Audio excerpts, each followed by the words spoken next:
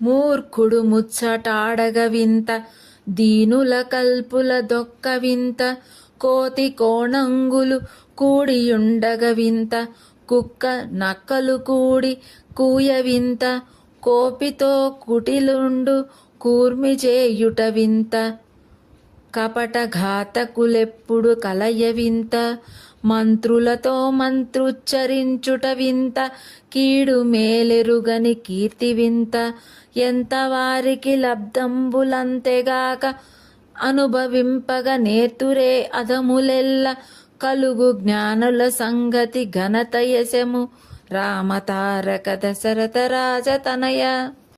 భావం: మూఢుడు మూర్ఖుడు ముచ్చడాడుట ఒక వింత, దీనులది అల్పులది ఒక వింత, కుక్క నక్కలు కలిసి కూస్తే అదొక వింత, కోపిష్టి కుటిలుడు స్నేహం చేయుట ఒక వింత, కపటి ఘాతకుడు కలిసియుండుట ఒక వింత, మంత్రులలో మంత్రి ఈర్ష్యపడుట వింత, మేలు కీడు తెలియని కీర్తి ఒక వింత, ఎవరికి ఎంత ప్రాప్తము అంతే అనుభవిస్తారు.